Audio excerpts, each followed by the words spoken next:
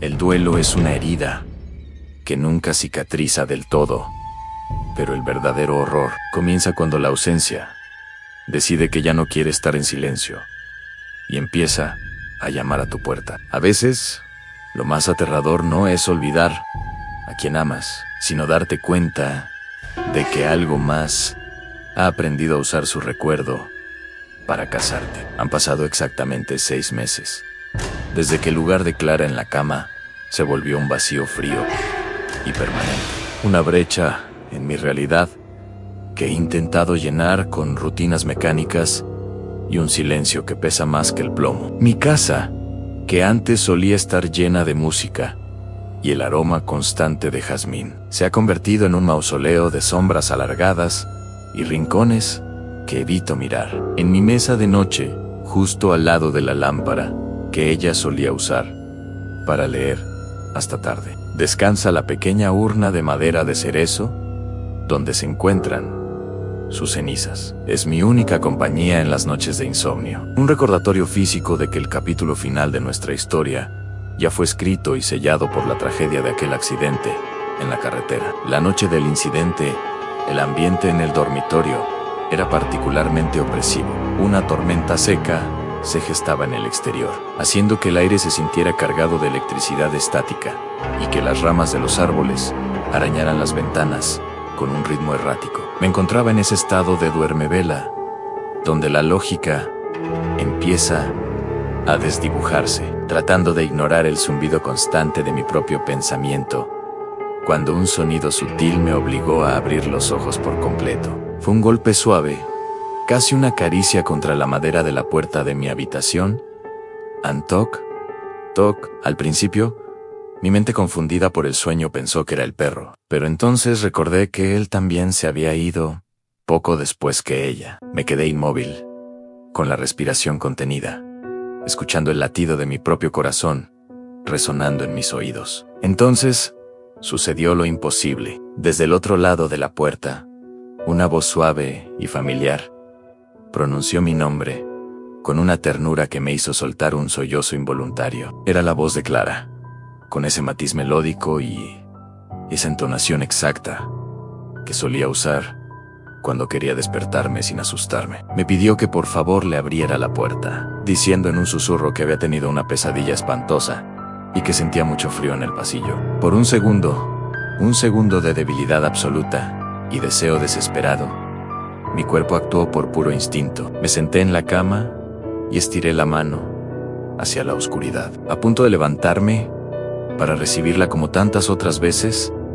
Lo hice en el pasado, cuando ella regresaba, tarde del trabajo, cubierta por una fina capa de polvo que yo no había tenido el valor de limpiar. El terror me golpeó con la fuerza de una marea negra, paralizándome los músculos. Clara estaba allí, en ese recipiente de madera, reducida a polvo y fragmentos de hueso, lo que sea que estuviera al otro lado de la puerta de mi habitación, imitando su voz y sus modales.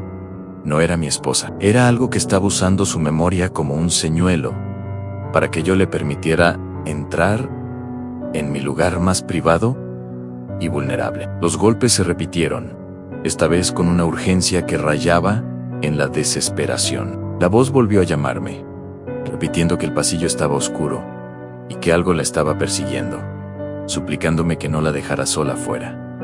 Era una tortura psicológica perfecta. Escuchaba sus sollozos, el hipo característico que tenía cuando lloraba de verdad, y por un momento, la duda volvió a asaltarme, preguntándome si el mundo se había vuelto loco y ella realmente había regresado de alguna forma milagrosa. Pero entonces, la voz cometió un error. Empezó a usar frases que ella nunca diría, palabras que sonaban extrañas en su boca, y la cadencia de su discurso comenzó a distorsionarse, volviéndose más lenta, más profunda, como si la entidad que me hablaba estuviera teniendo problemas para mantener la máscara de su imitación. Me cubrí con las mantas hasta la barbilla, temblando violentamente, mientras observaba cómo el pomo de la puerta comenzaba a girar lentamente. El crujido del metal viejo sonaba como una sentencia de muerte en el silencio de la habitación. Escuché cómo algo del otro lado rascaba la madera con lo que parecían ser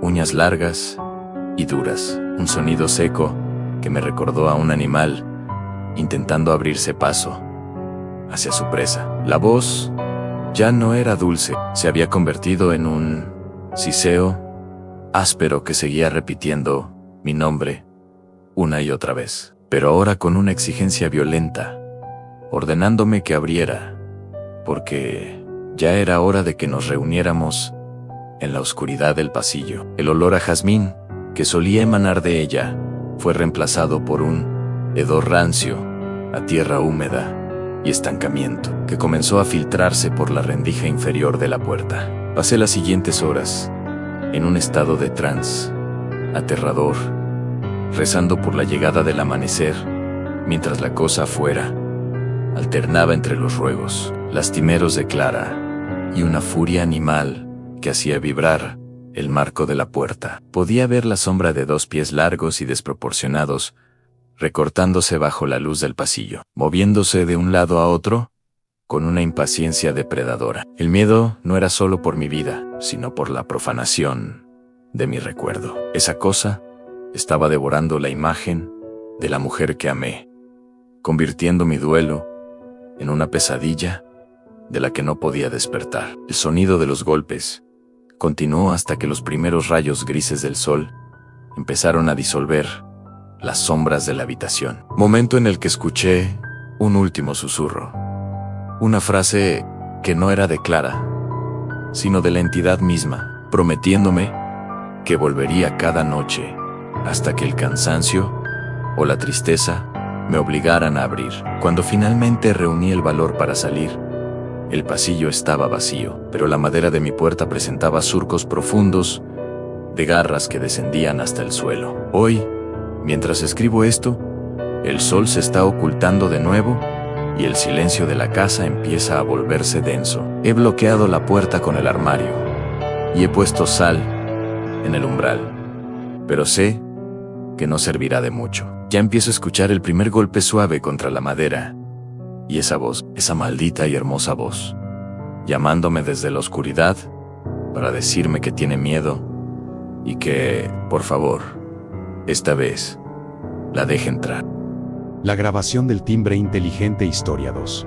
La tecnología nos hace sentir seguros en nuestras propias casas, pero a veces solo sirve para darnos un asiento de primera fila hacia nuestra propia desaparición. El timbre inteligente me mostró lo que había afuera, pero olvidó advertirme sobre lo que ya estaba esperando adentro. Llevaba viviendo en aquel suburbio apenas 3 meses. Era una casa de planta abierta, de esas modernas, donde la cocina, el comedor y la sala se funden en un solo espacio amplio, lleno de ventanales que durante el día bañan todo de luz natural, pero que de noche se convierten en espejos oscuros que te devuelven tu propia mirada inquieta. Como diseñador independiente, mis horarios suelen ser caóticos, y no es raro que me den las 3 de la mañana frente al monitor, rodeado por el silencio sepulcral de la casa y el zumbido eléctrico de mi computadora. Siempre me consideré una persona lógica, alguien que no se asusta con los crujidos naturales de una estructura de madera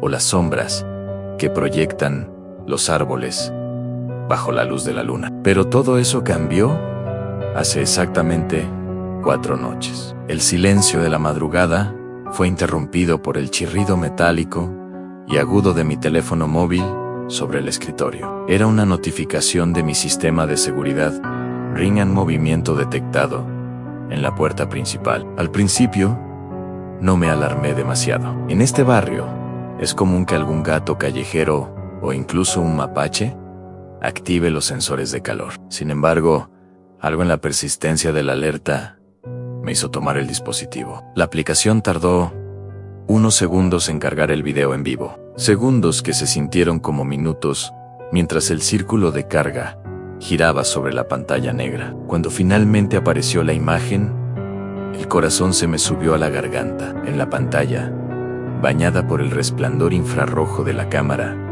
que le daba a todo un aspecto fantasmal y verdoso, había un hombre. No era el típico ladrón que intenta ocultar su rostro. Llevaba una sudadera vieja y su cara estaba desencajada, con los ojos inmensos y brillantes por el pánico. No estaba intentando forzar la cerradura, sino que golpeaba la madera de la puerta de forma frenética, pero curiosamente silenciosa, como si tuviera miedo de que el ruido atrajera algo más que mi atención. Con una mano golpeaba y con la otra sostenía un trozo de cartón arrancado de una caja. Se acercó tanto a la lente que pude ver el sudor frío en su frente y el temblor errático de sus labios. Levantó el cartón frente a la cámara, escrito con un marcador negro, en letras apresuradas y desiguales. El mensaje decía: no mires hacia atrás. Me quedé paralizado, con el brillo azulado del teléfono iluminando mi rostro en la oscuridad de la sala. Mi primer instinto fue pensar que se trataba de una broma pesada de mal gusto, algún reto viral de internet, diseñado para asustar a residentes solitarios. Pero el terror en los ojos de aquel hombre era demasiado real, demasiado crudo para ser fingido. Él no miraba hacia el interior de la casa. Miraba directamente a la cámara, como si intentara advertirme de algo que él podía ver desde afuera, algo que estaba detrás de mí en la vasta y abierta oscuridad de mi propia sala de estar. El hombre en la pantalla volvió a golpear la puerta, esta vez con más desesperación, y señaló frenéticamente hacia el cartel, moviendo la cabeza de un lado a otro en un gesto de súplica silenciosa. Fue en ese preciso instante cuando el ambiente en la habitación cambió de forma drástica. El aire, que hasta hace un momento era cálido gracias a la calefacción, se volvió gélido, un frío antinatural que parecía emanar del centro mismo de la casa. Escuché un crujido sutil, no el de la madera asentándose, sino el sonido de algo pesado desplazándose sobre la alfombra, justo detrás de mi silla de escritorio. Mis oídos comenzaron a pitar y el vello de mis brazos se erizó mientras una sensación de vulnerabilidad absoluta me envolvía. El hombre en el video dejó de golpear, se tapó la boca con la mano y retrocedió lentamente hacia la oscuridad del porche, con los ojos fijos en la ventana que estaba justo a mi espalda, como si acabara de ver aparecer algo a través del cristal. Intenté razonar, busqué una explicación lógica para el descenso de la temperatura o el sonido detrás de mí, pero mi instinto de supervivencia me gritaba que no me moviera. Recordé el cartel "no mires hacia atrás". La curiosidad humana es una fuerza poderosa, pero el miedo que irradiaba a aquel desconocido a través de la pantalla era una advertencia grabada en mi cerebro. Podía sentir una presencia a mis espaldas, algo alto y silencioso que no respiraba, pero que ocupaba el espacio con una malevolencia tangible. En la pantalla del teléfono, la imagen empezó a llenarse de estática, rayas blancas que cruzaban el rostro del hombre, hasta que la transmisión se cortó abruptamente, dejando solo un mensaje de error, de conexión. Me quedé en total oscuridad, solo con el latido ensordecedor de mi sangre en las sienes. El silencio era tan profundo que podía escuchar el tic-tac del reloj en la cocina a 10 metros de distancia. Entonces, lo sentí. Un peso ligero, pero definido, se asentó sobre mi hombro izquierdo. No fue un roce accidental, fue una presión deliberada, una mano gélida, cuyos dedos largos y delgados se hundieron lentamente en la tela de mi camiseta. El frío que emanaba de ese contacto era tal que sentí como si me estuvieran clavando agujas de hielo directamente en el hueso. Una sombra alargada comenzó a proyectarse sobre el escritorio, estirándose desde detrás de mí. Una silueta que no tenía una forma humana definida, sino que parecía una masa de oscuridad sólida y retorcida. No grité, no pude. Mi garganta estaba seca y mis músculos se negaban a obedecer. Me quedé allí, mirando fijamente la pantalla negra de mi teléfono, viendo mi propio reflejo aterrorizado y por encima de mi hombro, el inicio de algo pálido que comenzaba a asomarse. La mano en mi hombro se cerró con más fuerza y escuché un susurro, un sonido que no era una voz, sino el roce de 2 piezas de cuero seco, pronunciando mi nombre con una familiaridad que me heló el alma. Nunca supe quién era el hombre de la puerta, ni por qué intentó ayudarme. Pero desde esa noche, he dejado de usar cámaras de seguridad, porque he aprendido que no importa cuántas cerraduras pongas o cuántas alarmas instales, si lo que está afuera ya ha encontrado la forma de entrar, la tecnología solo servirá para que veas el momento exacto en que dejas de estar solo. Todavía hoy, mientras escribo esto en una biblioteca pública, porque no soporto estar en mi propia casa, siento ese peso residual en el hombro. A veces, en el reflejo de una ventana o de un monitor apagado, veo una sombra que se detiene justo detrás de mí, esperando pacientemente a que cometa el error de olvidar la advertencia y finalmente decida girar la cabeza. Los golpes no venían de la entrada.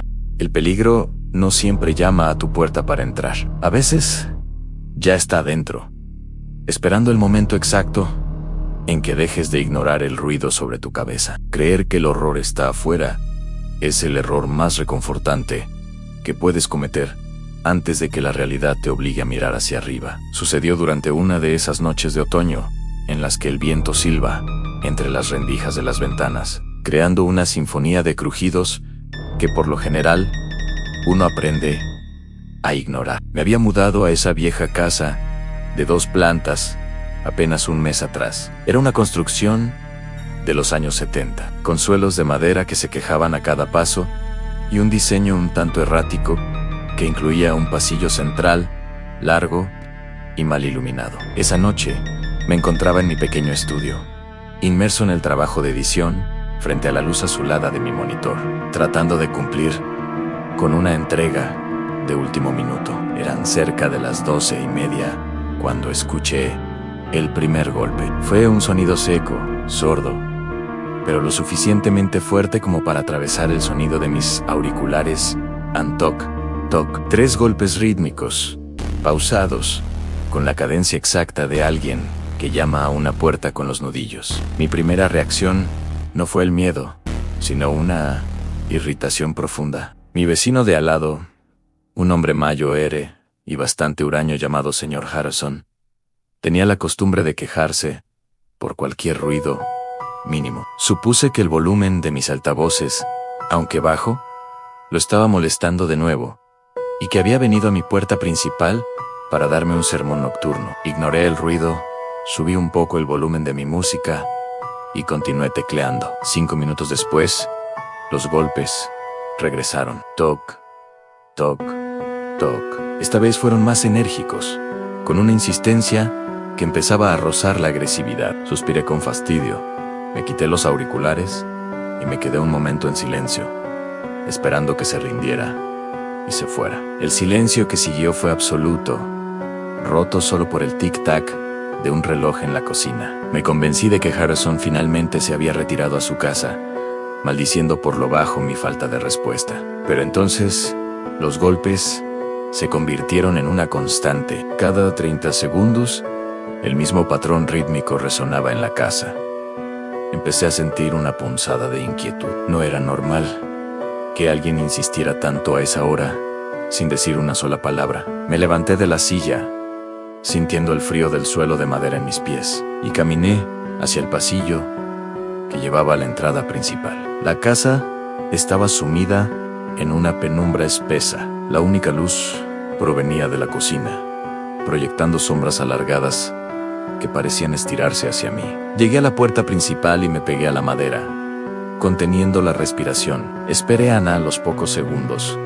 Los golpes sonaron de nuevo, tan cerca que sentí la vibración en mi propio pecho. Sin embargo, algo no cuadraba. Miré por la mirilla y el porche estaba vacío. La luz automática de la entrada, que se activaba con el movimiento, estaba apagada. La calle estaba desierta, bañada por el resplandor amarillento de las farolas lejanas. No había nadie afuera, ni el señor Harrison, ni ningún bromista, ni ningún extraño. El pánico comenzó a filtrarse por mis venas como agua helada. Si nadie estaba en el porche, ¿de dónde venía el sonido? Me alejé de la puerta principal, retrocediendo hacia el centro del pasillo. Los golpes volvieron a sonar. Toc, toc. Esta vez, mi cerebro finalmente procesó la procedencia exacta del ruido. El sonido no era lateral, no venía de la entrada. Era Vertical, el eco descendía con una claridad aterradora desde el techo, justo encima de donde yo estaba parado. Levanté la vista lentamente. En el techo del pasillo, a unos 2 metros de altura, se encontraba la trampilla cuadrada de madera que daba acceso al ático. Era un espacio que yo nunca había visitado desde que me mudé, convencido de que solo contenía polvo y cajas vacías de los antiguos dueños. Mientras miraba fijamente la madera pintada de blanco, los golpes se repitieron con una violencia que hizo que la trampilla saltara levemente en su marco en toc en toc en toc. No era un animal atrapado. No era el viento. Eran golpes humanos, ejecutados con una precisión deliberada. Alguien o algo estaba arrodillado sobre las vigas del ático, golpeando la madera desde arriba, justo a mis pies, si yo estuviera invertido. El terror me paralizó cuando vi como una fina capa de polvo y escamas de pintura vieja caía de los bordes de la trampilla, aterrizando directamente sobre mi rostro. La vibración era tan fuerte que podía ver cómo la madera se arqueaba sutilmente hacia abajo con cada impacto. En ese momento, comprendí la magnitud de mi error. Había pasado toda la noche creyendo que el peligro estaba afuera, intentando entrar, cuando en realidad la amenaza llevaba horas, o quizás días, observándome desde la oscuridad del ático, separada de mí por apenas un par de centímetros de madera vieja. Lo que me heló la sangre fue darme cuenta de que los golpes no eran una petición para entrar, eran una señal. De repente, los golpes cesaron. El silencio que siguió fue aún más insoportable que el ruido. Entonces, escuché un sonido diferente en el chirrido metálico de un pestillo deslizándose, el pestillo interno de la trampilla del ático, que yo mismo había asegurado semanas atrás. Estaba siendo abierto desde el lado de adentro. La trampilla comenzó a descender lentamente, abriéndose apenas unos milímetros, revelando una rendija de oscuridad absoluta y un olor rancio, como aire estancado y carne vieja. No esperé a ver qué se asomaba por esa rendija. Corrí hacia la puerta principal, la abrí de un tirón y salí a la calle sin siquiera ponerme los zapatos. No me detuve hasta que llegué a la gasolinera más cercana, donde llamé a la policía con las manos temblando tanto que apenas podía marcar los números. Cuando los oficiales llegaron y registraron el ático, no encontraron a nadie. Sin embargo, hallaron algo que me ha impedido volver a dormir bajo un techo desde entonces. En el polvo acumulado del suelo del ático, justo encima del lugar donde solía estar mi escritorio, no había huellas de pies, sino marcas de manos largas y delgadas que rodeaban un pequeño agujero